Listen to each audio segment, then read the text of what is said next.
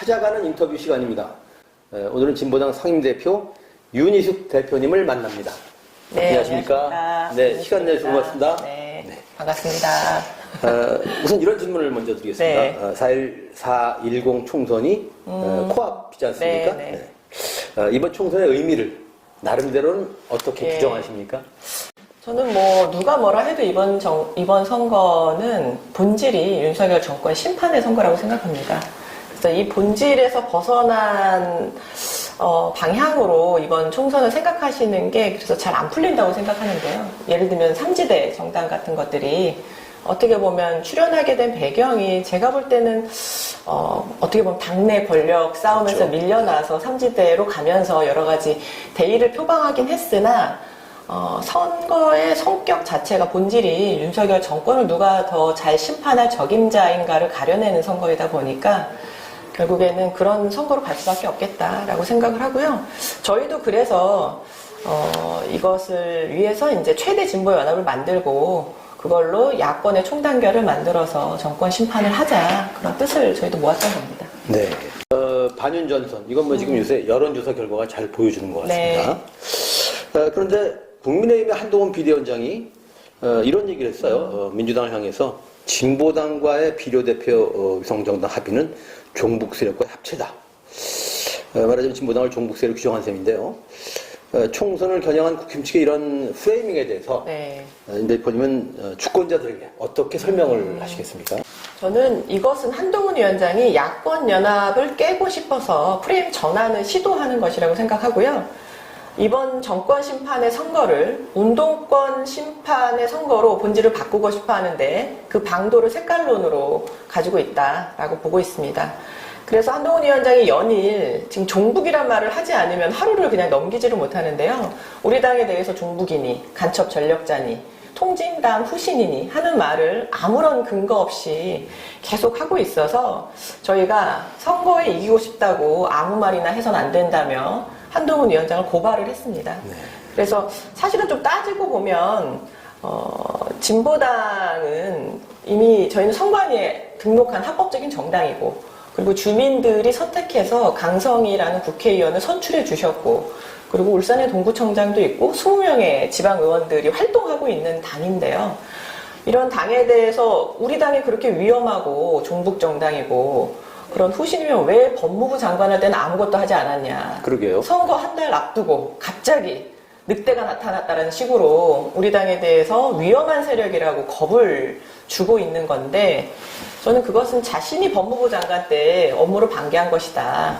그리고 정말로 진보당이 통진당의 후신이라면 우리 진보당의 전신이 민중연합당이 창당한 게 2016년 봄인데 그때 박근혜 정권 때였거든요.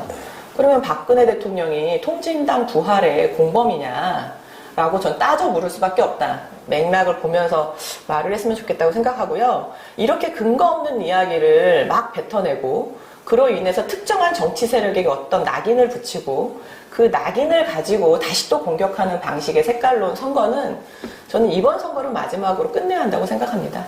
근데 국민들께서 표로, 민심으로 네. 심판해서 보여주셨으면 좋겠습니다. 네. 그런데 제가 이번에 좀 조사를 해보니까 진보당이 진보 정당 중에서 당원이 가장 많습니까? 네. 네. 이게 어떤 의미가 있습니까? 예, 저희가 지금 10만 명 정도 되는데요. 사실은 어떻게 이렇게 많은 당원을 모았는지 비교를 물어보시는 분들도 계시는데 비교를 알려드린다고 사실 아무나 할 수 있는 건 아닙니다. 보통 진보당 같이 어떤 언론에서 주목하지도 않고 또 유명한 정치인이 있지도 않은 정당이 소수 정당이 10만 명의 당원을 만든다는 거는 정말 우연한 건 하나도 없거든요. 한 땀 한 땀 그 당원들의 이제 땀과 정성이 모인 건데 10만 명 중에 3분의 2가 비정규직 최저임금 받는 노동자들이세요. 네. 뭐 당원의 구성을 보면 청년도 있고 또 여성 당원들도 있고 또 도시 서민들, 빈민 당원들도 있고 또 농민 당원들도 계시는데요. 그 비정규직 노동자들의 당원들을 보면 예를 들면 뭐 과로사로 한 20명의 동료를 잃고 나중에 노동조합을 만들어서 파업을 했던 택배 노동자들이 계시잖아요. 이런 분들이 노동조합을 만들고 파업을 할 때 곁에 있었던 사람이 누군가, 그 당이 누군가, 이제 진보당을 찾아서 가입해 주신 거예요. 그런 분들이나 학교에서 그냥 밥하는 아줌마로 이름 없이 불리다가 이제는 교육감하고 교섭을 하는 당당한 노동자가 된 우리 학교 비정규직 노동자분들, 또 노가다라고 무시받지 않고 당당하게 일하기 위해서 노동자를 만들었는데 건폭으로 몰려서 결국 정권의 탄압을 받고 있던 이런 건설 노동자 같은 분들이 어찌 보면 가장 우리 사회에 절실하고 어려운 곳에서 싸워오신 분들인데, 이분들 곁에 힘이 되는 정당이 되자고 하는 것이 우리 당의 목표고 그게 진보당의 본령이라고 생각했거든요. 이걸 이행하는 과정에 우리 당원들이 늘어나게 된 것이고, 최근에는 저희가 이제 가계부채 상담을 하고 있어요. 근데 지금 가계부채 2,000조 시대잖아요. 근데 그 가계부채 상담하러 오시는 분들이 유서까지 써놓고 오시는 분들 계세요. 빚 때문에 사채업자한테 쫓기다가. 근데 그런 분들이 진보당 가계부채 상담하고 정말 전화 한 통으로 해결되는 부채도 있거든요. 그런 일을 겪으시면서 빚 때문에 쫓기시던 분들이 저희는 다 당비를 내는 당원들인데 당원 가입을 해주시는 거예요. 그래서 이번에 부산 연재에서 50명의 당원이 확대가 됐어요. 네. 가계부채 상담받으러 오셨던 분들. 근데 저는 그 힘이 지금 부산 연재에서 야권 단일 후보로 노정현 후보가 당선이 되고 지금 국민의힘 후보를 큰 차이로 이기고 있는 것이 이런 당원들이 만든 이제 저력이 있기 때문에 가능하다고 생각합니다. 네. 비결례보다 정석대로 한 거군요. 그렇죠. 그러니까 진보 정치의 본령이라는 것이 어려운 사람 곁에 싸우고 땀 흘려 일하는 사람들이 존중받는 사회를 만들자고 하는 것인데, 그것을 저희가 꾸준히 하다 보니 지난 6년간 지금 10만 당원이 되었죠. 네. 네. 이번 총선의 핵심 공약은 뭔가요? 저희가 지난해 9월에 광주에서 정책당대회를 4년 만에 했는데요. 그때 저희가 정책 넘버원 컨테스트를 했습니다. 당원들이 직접 그 자리에서 투표를 해서 10대 정책을 뽑았었는데 거기에서 1등한 것이 검찰 개혁이에요. 그래서 검찰청 해체. 네. 그래서 그러니까 기소와 수사권을 모두 독점하고 있기 때문에 견제받지 않는 권력이잖아요. 그렇죠. 예. 특히나 지금 정부 자체가 우리가 검찰 독재라고 부를 정도로 윤석열 정부가 모든 부처에 검찰을 파견해서 행정을 좌우하고 있고, 특히나 견제받지 않는 권력으로 이제 윤석열, 김건희, 한동훈 앞에서는 검찰의 수사권이 발동이 되지 않고 있는 것에 대해서 많은 국민들이 부당하다고 생각하고 계시는데, 그 권한을 축소하는 것이 시급하다라는 것이 당원들에게 제일 큰 지지를 받았던 것이고, 수사청하고 기소청을 분리하자는 것이죠. 그래서 검찰은 기소만 하고 수사 권한은 분리하자는 게 저희 첫 번째 대표 공약입니다. 네. 수사 기소를 분리하더라도 네. 말이죠. 지금처럼 소위 이제 기소 편의주의. 네. 자기들 입맛대로 기소를 하기도 하고 안 하기도 하고. 예. 이 문제도 심각하지 않습니까? 그래서 이제 지방 검사장을 선출할 때 네. 이제 직선제로 하자, 네. 이런 것도 안이 있습니다. 그래서 근데 실제로는 권력 도점을 해체하는 게 기본이기 때문에 그냥 뭐 수사청, 기소청 분리만으로 이 문제가 그냥 해결되진 않을 것 같고요. 그래서 이번에 저희가 연합 정치를 했던 것도 조금 더 국민들에게, 유권자들에게 견제받는 권력을 선출해야 하니 대통령만이라도, 대통령 선거만이라도 결선 투표제로 도입할 수 있게 개헌을 해야 된다라는 요구도 높습니다. 그래서 네. 차기 22대 국회에서는 이런 연합정당에 참여했던 정치 세력들, 그리고 더 많은 국민들의 지지를 받아서 선거제도 개혁을 해 나가면서 정치 권력의 집중을 좀 해소하는 방향으로 나가야 할 것 같습니다. 네. 조국 혁신당의 조국 대표는 검사장 직선 얘기를 하던데. 네네. 진보당은 공약으로 삼지는 않았습니까? 아니요. 네. 검찰청 해체 안에 어차피 검찰청, 중앙청이 해소가 되면 이제 네. 지방검사장만 남기 때문에 지방검사장 직선제가 저희 공약에 그렇군요. 있습니다. 네. 알겠습니다.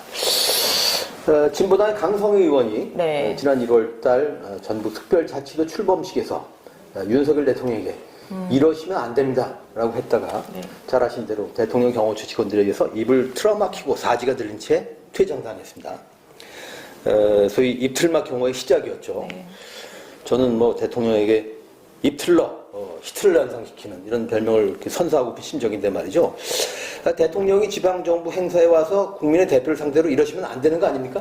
어떤 입장이십니까? 저희는 그 강성희 의원이 입이 틀어막힌 채 사지가 끌려나가는 그 사진 자체가 굉장히 저는 상징적인 장면이었다고 생각하는데, 민주주의가 질식당하고 있다라고 보여졌어요.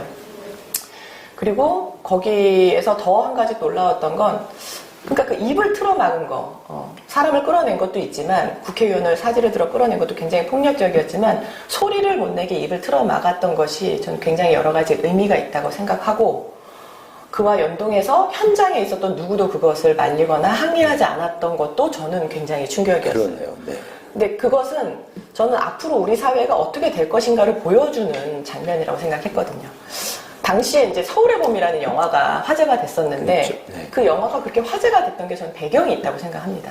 지금의 정부를 바라보면서 정부 대통령에게 직언을 하는 사람은 그것이 국회의원이더라도 저렇게 폭력적으로 입을 틀어막고 사지를 들어서 내보낼 만큼 듣기 싫다, 들으려고 하지 않는다라는 걸 보여줬고 이것이 지속되면 이대로 두면 그 자리에 침묵하고 있었던 그 행사장의 모습이 대한민국의 모습이 될 수도 있겠다. 네. 저 서울의 봄 영화의 시절로 돌아갈 수도 있겠다라고 많은 국민들이 생각했을 것 같고 저도 그런 위기감을 느꼈고 이 정부가 변하지 않는다라는 거를 그 이후에 카이스트 졸업식장 그 다음에 뭐 의사를 대하는 모습에서도 누구를 가리지 않고 듣기 싫은 목소리는 듣지 않겠다라는 거를 일관되게 보여주고 있다고 생각합니다. 네. 그러네. 지금 말씀하신 대로 그 장면을 이렇게 조금 들여다보면은 네. 그런 애더라도 입을 틀어막지 않을 수도 있었던 그렇죠. 상황인데 그렇군요. 네. 그건 표현의 자유하고도 지금 언론을 대하는 태도하고도 전 같다고 생각합니다. 네. 2016년에 그 박근혜 정권 퇴진 비상국민행동 집회 당시에 집회 기획팀장을 맡으신 거로 합니다. 박 전 대통령은 윤석열 서울중앙지검장, 한동훈 서울중앙지검 3차장 검사 시절에 공천 개입 혐의로 기소돼서 징역 2년을 선고받았습니다. 이 윤한이 이 수사 덕에 정치로 성장했다고도 볼 수 있단 말이죠. 당시 박 전 대통령의 변호인이 이제 유영아 변호사인데 이번에 이제 그 국힘이 단수 공천했지 않습니까? 네. 그래서 말인데 보수 여당이 이른바 탄핵 강을 건너다가 위화도 회군한 거로 봐야 될까요? 저는 탄핵의 강을 건넌 적이 없고 건너려 한 척은 있다라고 생각하는데 보면 그것은 사실은 이제 그 정치 세력들이 따지고 보면 국정농단으로 국민들에게 탄핵당했던 세력이고 한 걸음 더 들어가면 예전에 차떼기 정당이고 거기서도 한 걸음 들어가면 쿠데타로 정권을 찬탈했던 군부 독재 세력이잖아요. 뿌리가 변하지 않는다고 생각을 합니다. 그래서 선거의 유불리에 따라 본질은 변하지 않는데 선거의 유불리에 따라 처세를 달리하고 있는 것이고 그 당시에도 당시 새누리당 의원들이 이탈해서 박근혜 대통령 탄핵에 찬성했었잖아요. 그랬죠. 그리고 2014년 3월에 헌법재판소가 박근혜 대통령을 파면 선고했었는데 2017년 3월에 파면 선고를 했는데 그 헌법재판소가 불과 3년 전에 통합진보당 해산 선고를 한 재판소죠. 그래서 저는 이 모든 것들을 움직이게 한 건 당시 우리 국민들의 여론, 민심이었다고 생각하거든요. 그게 무서우니까 필요에 따라 이렇게 저렇게 움직이고 있는데 그래서 저는 이번 선거에서도 민심이 정말 중요하다고 생각해요. 그래서 흔히들 민심이 배를 띄울 수도 있지만 배를 침몰시킬 수도 있다는 게 우리 민심이라고 하잖아요. 네. 그래서 이 정권이 본질적으로 달라지지 않았다. 이들은 계속 일관된 그 모습이고 그 당에서 어떤 누구를 내세우든 당명을 어떻게 바꾸든 색깔을 어떻게 바꾸든 그 당의 본질이 바뀌지 않는 이상 저는 정치 세력으로 우리 국민들한테 심판받을 수밖에 없다고 생각합니다. 네. 가정입니다만 네. 이번 총선에서 만에 하나 국힘 비례 정당이 네. 다수 의석을 점하게 되면은 네. 이미 소수파 정권이 그 의회 무시가 심각했지 않습니까? 그렇죠. 그러면 의회 권력까지 차지하고 나면은 어떻게 하여튼 나올지 네. 뭐 짐작이 듭니다. 뿐더러 저는 사법부도 그 초록동색이랄까 좀 그 미심쩍은 눈으로 바라보는데 최근에 이제 그 최강욱 의원이 그런 말을 하더군요. 본래 그 삼권 분리란 것이 왕권이 스스로 분리된 거기 때문에 다 권력 지향적이다. 네. 다 정치적이다. 네. 사법부만 유독 그렇게 볼 이유가 없다. 아, 그래요? 그런 말을 하더라고요. 네. 어떻든 이번 총선에서 승리한다면 네. 반드시 승리해야겠습니다만은 민주개혁진보 진영 내 협력도 더 도모를 해야 되지 않겠습니까? 네. 그런 협력과 더불어 진영 내에서 이른바 잘하기 경쟁도 좀 필요할 걸 보는데 어떻게 경쟁하실 겁니까? 네, 저는 진보당은 이미 사실 윤석열 정권 심판을 위해서 모든 걸 걸었다. 그리고 이번에 저희가 반윤석열 연합정치를 실현하기 위해서 그리고 전국적 1대1 구도를 만들기 위해서 길게는 4년 그리고 짧게는 수개월을 선거를 준비했던 후보들이 60여 명이 용퇴를 했습니다. 저희 87명이 출마했는데요. 네. 그래서 그 남은 후보들 중에 이 후보들과 함께 저희가 이제 마지막까지 총선 승리를 향해서 비례 후보와 지역구 후보와 함께 뛸 텐데, 이 말씀을 드리는 거는 진보당의 당원들은 우리 국민을 위해서 어떤 희생이든 할 각오가 되어 있는 사람들이다. 저는 그게 우리 진보당의 가장 큰 힘이라고 생각합니다. 그래서 진보당이 작년에 비록 한석이었는데 국회에 들어가고 나서 전 국회 기류가 바뀌었다고 생각하거든요. 진보당 강성위원이 당선되고 나서 교착 상태에 있었던 쌍특검의 논의가 진척이 되고 그리고 야당들의 공조를 이끌어내는데 저희가 역할을 했습니다. 그래서 사실은 국회 내에 있던 야성을 깨우는데 진보당의 강성희 의원 그리고 국민들이 보시면서 정말 속 시원하다 말씀해 주셨던 우리 당의 그 할 말 하는 현수막 이런 것들이 국민들의 민심을 좀 대변한 점이 있어서 그런 데에서 절대 권력에 맞서서 가장 앞장에서 싸울 수 있는 사람이 누구냐라고 했을 때는 저는 주저없이 자부심을 가지고 진보당이라고 말할 수 있을 것 같고요. 그리고 그것뿐만 아니라 저희가 이번에 이제 공통 공약으로 같이 합의했던 정치 세력들이 한 내용들이 있습니다. 먼저 그 거부권 독재라고 표현했는데 거부권 독재로 폐기됐던 법안들부터 재추진하는 거부터 시작할 것이고 그리고 아까도 잠깐 말씀드렸지만 대통령 선거부터 결선 투표제 도입해서 정치 권력을 견제할 수 있도록 윤석열 정권과 같은 정권이 탄생하지 않도록 하는데 야권의 공조는 계속 필요할 거라고 생각을 하고요. 그걸 위해서는 협력을 할 것이고 그리고 김건희 한동훈 특검 이런 사법정의 실현하는데 진보당도 함께 할 것이다. 그래서 이 연합정치를 통해서 만들어지는 22대 국회는 21대보다는 조금 더 땀 흘려 일하는 사람과 민생에게는 가깝고 검찰 독재에게는 먼 그런 국회를 만들기 위해서 진보당이 헌신할 것이다 라는 말씀을 드리고 경쟁에서는 저희가 진보정당으로서 이제 22대는 저희가 대표 진보정당이 되겠다라고 하는 포부를 가지고 있는데요. 많은 분들이 저에게 그런 질문들을 하셨어요. 무상급식 다음에 뭐냐, 대표 진보정책이 무엇이냐 라는 질문들도 하셔서 저희가 기후위기와 불평등에 맞선 진보에 대한 연구 작업을 하고 있습니다. 이번 총선을 계기로도 몇 가지 말씀도 드리고 있는데 무상급식도 그 당시에는 사회주의 하자는 거냐, 빨갱이 정책이냐라는 공격을 많이 받았지만 지금은 그것이 당연한 상식이 된 것처럼 그런 국민들에게 법제도의 사각지대에서 힘들어하는 국민이 없도록 하기 위한 정책을 고민하고 있습니다. 그래서 기후위기가 불평등을 극복하기 위한 진보 정책으로 승부를 보려고 한다. 이런 거 관심 가져주시면 고맙겠습니다. 네.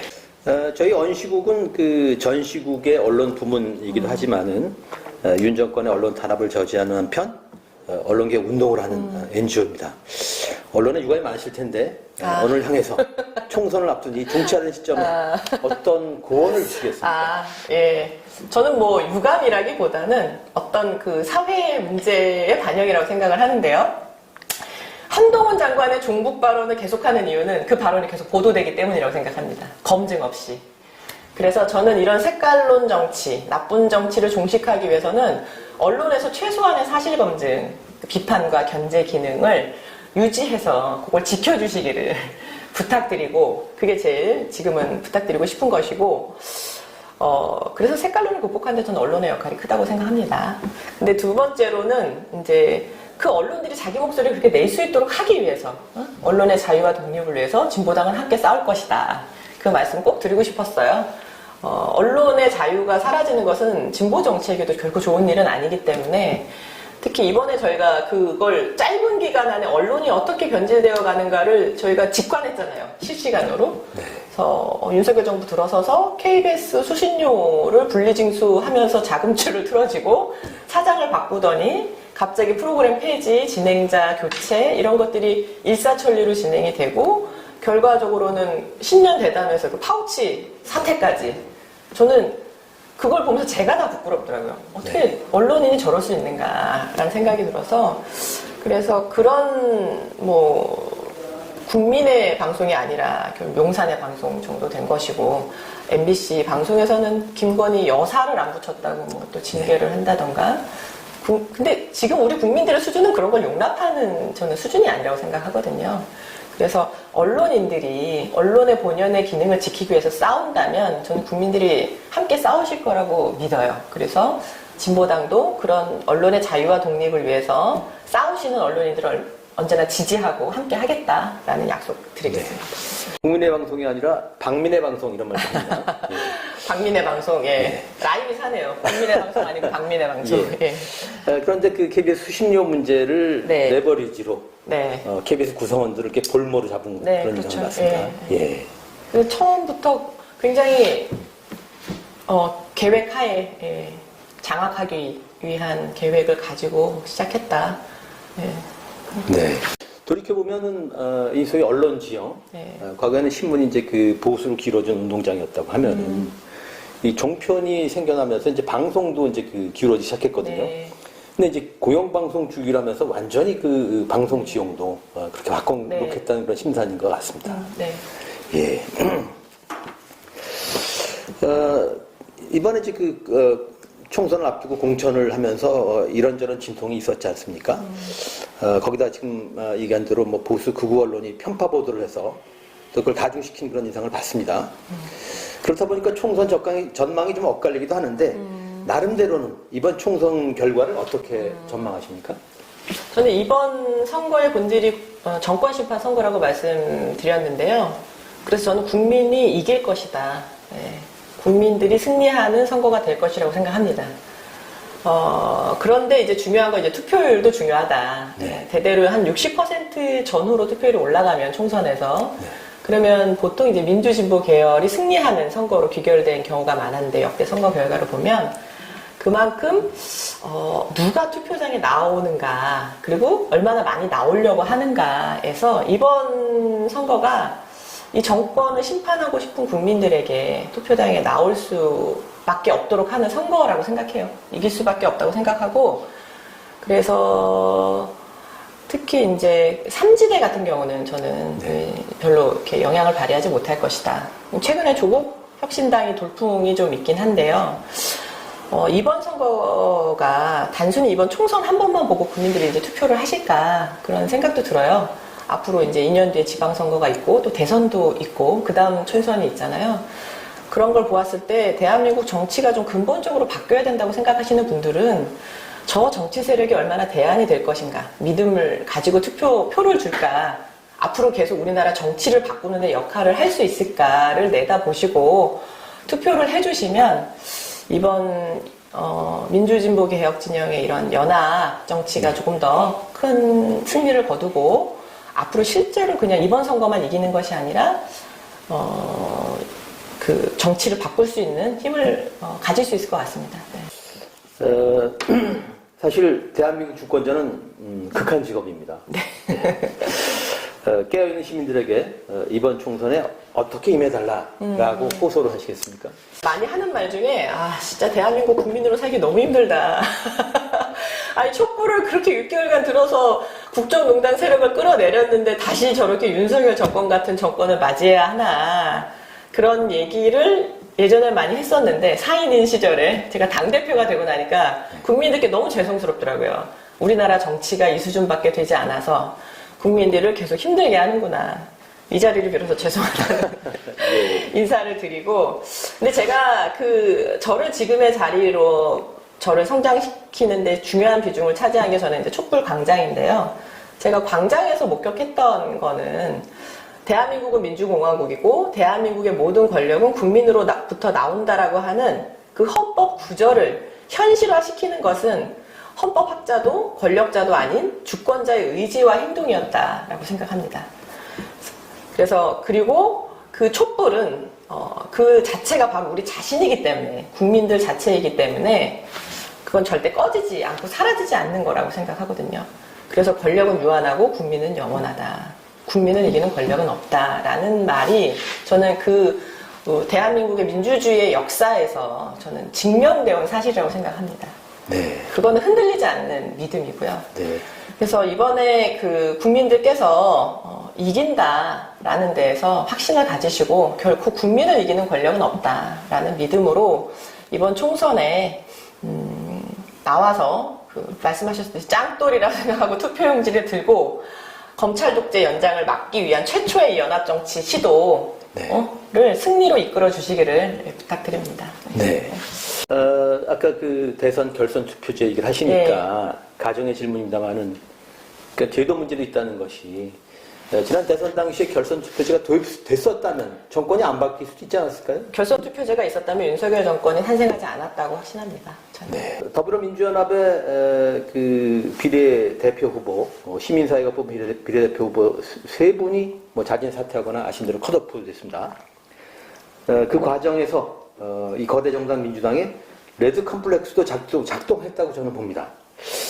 이 색깔론 앞에만 서는 작아지는 한국 정치, 이거 어떻게 풀어야 됩니까? 세계 유일의 분단 국가에서 진보 정치를 한다는 건 참으로 어려운 일입니다. 저는 이 분단 체제의 산물인 색깔론이 그동안 정치적 반대 세력을 제거하기 위해서 독재 정권의 통치 수단으로 활용되어 왔었고, 이 체제가 바뀌지 않는 한 그런 중도 개혁 또는 보수 정당들이 바뀌기 쉽지 않다고 생각합니다. 근본적으로는 이 체제를 바꾸는 게 우선이고, 그래서 진작에 박물관으로 들어갔어야 할 국가보안법이 70년 이상을 살아남다 보니까 그 자체가 체제가 되어서 이제는 국가보안법을 폐지하라는 말을 하는데도 자기 검열을 해야 되는 시대가 되어버려서 이게 더 굳어지기 전에 이 사회 자체가 좀 바뀌어야 된다고 생각을 하고요. 근데 이제 분단 체제에서 우리가 완전히 자유로워지는 것은 사실은 굉장히 좀 근본적인 문제고 오래 걸릴 수 있는데, 앞서서도 잠깐 말씀드렸지만 색깔론이라고 하는 것은 다른 어떤 말로 사실은 해결될 수 있는 문제가 아니고 그 자체가 어떤 낙인이기 때문에 단호하게 그거는 단절해야 된다고 생각합니다. 그걸 받아들이지 말고 언론도 보도하지 말고 그런데 이번에는 이전에 비해서 좀 저희가 다행이라고 생각하는 건 민주당에서도 이번에 철진한 색깔론이다. 그 공세는 그렇게 얘기도 하고, 그리고 문제가 있다면 본인들이 이 진보당이 문제가 있는 정당이면 본인들이 정당 예산을 신청하면 되지 않냐. 그렇게 하지 않으면서 그런 말을 왜 계속하냐. 이런 말로 단호하게 응수를 하고 있어서 저는 그게 참 다행이라고 생각을 하고요. 이런 허위 공격에 단호한 사람들이 늘어날수록 레드 컴플렉스는 사라진다. 힘을 발휘하지 못한다고 생각합니다. 이번에는 색깔론엔 단호하자. 그게 저의 대책입니다. 네.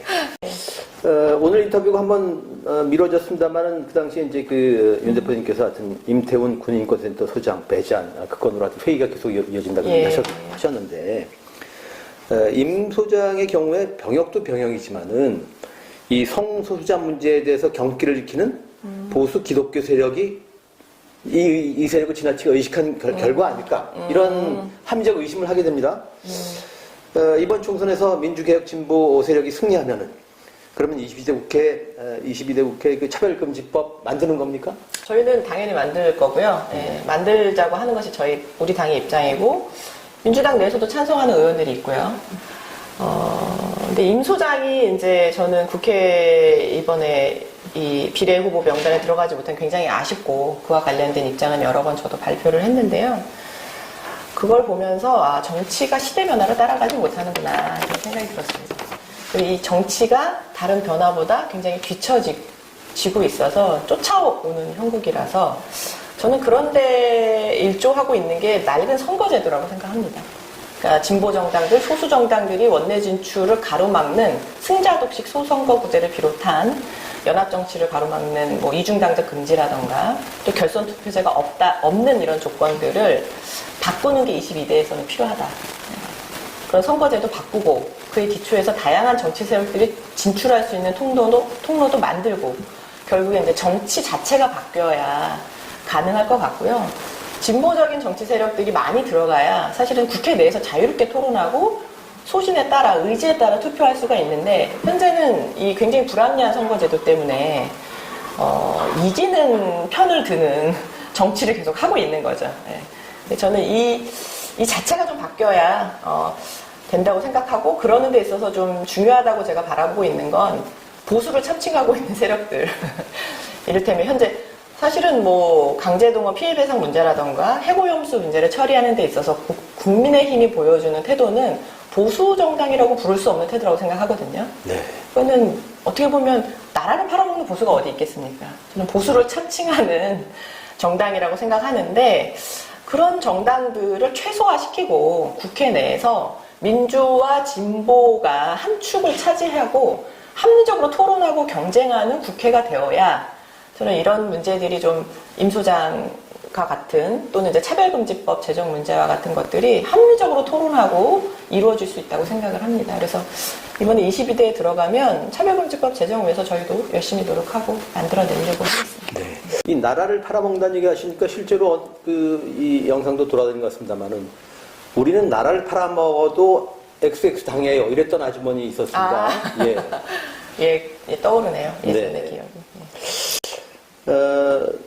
진보당은 어쨌든 이제 노동자, 농민들을 대변하는 그런 당인데, 우리나라의 그 저소득층은 최근 20년간 거의 모든 선거에서 계급 배반 투표를 했다고 합니다.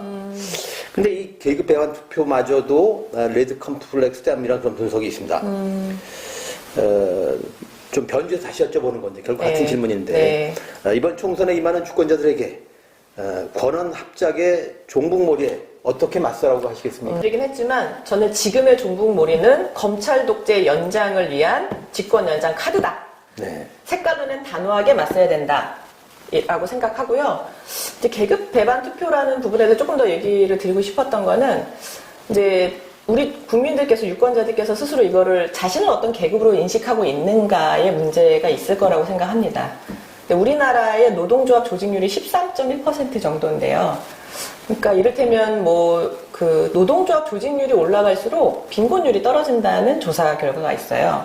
그러니까 이를테면 사회복지가 잘 되어 있는 복지국가로 세계적으로 인정받고 있는 북유럽이라던가 또 이제 진보 정당이 집권한 나라들을 보면 노동조합 조직률이 20%를 가깝거나 넘거나 하는 경우가 있죠. 근데 저는 그래서 사실은 그런 어떻게 예를 들면 계급이라는 말로 스스로를 인식하려고 한다면 그렇게 어떤 자신의 이해관계를 가지고 정치 세력화되어 있는 집단이 사회에 많아져야 그 안에서 이제 계급 투표라던가 하는 인식도 생길 수는 있을 것 같아요.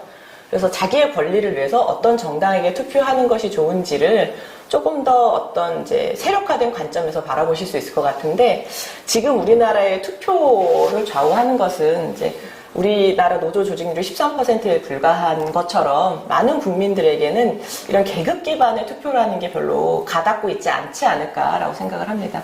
말씀하셨듯이 전통적으로 내려오는 자신의 어떤 지지 정당에 기초해서 투표하고 있는 게 많고 그것을 고정시키기 위해서 레드 컴플렉스를 작동시켜 왔던 게 우리나라 이제 현실이라고 생각을 하고 있어요. 더불어민주연합 소속으로 출마하는 진보당의 비례대표 후보 3위는 당원 투표를 뽑았고 모두 여성이더군요. 네. 예.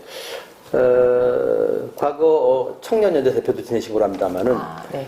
국회의 다양성 확대 이런 진보당의 선택이 좀 기여할 거로 보입니다. 나름대로 어떤 의미를 부여하시나요? 저희는 비례대표 3인이 100% 여성으로 네. 되어 있는데 그 중에 두 분은 그 노동자 출신이시고 한 분은 이제 청년이에요. 그 정혜경 후보는 학교 비정규직 노동자고요. 우리 당의 3분의 1을 차지하고 있는 비정규직 노동자들 중에 한 분이시고 또 전종덕 후보는 그 간호사 출신, 32년차 간호사 출신의 전 민주노총 사무총장을 하셨던 분이시고 두 분 다 그런 노동인권을 위해서 오랜 기간 싸워 오셨고 또 지역 주민들을 조직해 오시는 활동을 하셨던 분들이시고 손sol 후보는 만 29세로 20대 청년 후보이고 또 우리 진보당의 수석 대변인이었습니다. 그래서 기후 위기에 대응하는 우리 당의 이제 기후 특위를 만든다던가 또 인권위원회를 만든다던가 하는 젊은 나이에 비해서 굉장히 많은 정치 활동의 경험을 갖고 있고 새로운 영역을 개척해 왔던 인물이어서요. 지금 여러모로 이제 불평등이 있고 또 기후 위기 닥치고 있고 저출생 위기가 이제 있는데 이 와중에 이런 노동 그리고 기후 인권 영역에서 각자의 역할을 할 수 있는 분들이 진보당의 대표적 정치인이라고 할 수 있는 분들이 들어간 것이고, 위기를 이 노동, 인권, 기후 상징하는 인물들과 함께 좀 대안을 만들어내겠다라고 하는 취지로 이분들이 선출이 되셨고 활동을 하시게 됐죠. 네. 그러니까 공교롭게 여성입니다만 다 그 네. 해당 부문에서 그렇죠. 선수들을 뽑았다 예, 이런 예, 말씀이시군요. 그럼요. 당원들의 눈높이가 굉장히 높습니다. 네. 당원들의 검증을 통과하면 네. 갑자기 어디서 이제 외부에서 영입돼서 들어오실 거나 이런 분들이 아니고 네. 당내에서 다 활동을 수년 이상 해오신 분들이 이번에 선출이 되신 거고 검증받은 분들이죠. 네. 이 마지막 질문인데요. 네. 이번 총선에 승리하고 연합 정치가 이루어진다면은 네. 그러면 정권 측도 윤 대통령도 협치를 좀 하려 들까요? 아니라고 생각합니다. 국정 기조를 그렇게 쉽게 바꾸실 분이 아닙니다. 제가 볼 때. 네. 네. 오늘 찾아간 인터뷰 윤희숙 진보당 상임대표를 만났습니다. 고맙습니다. 네, 고맙습니다.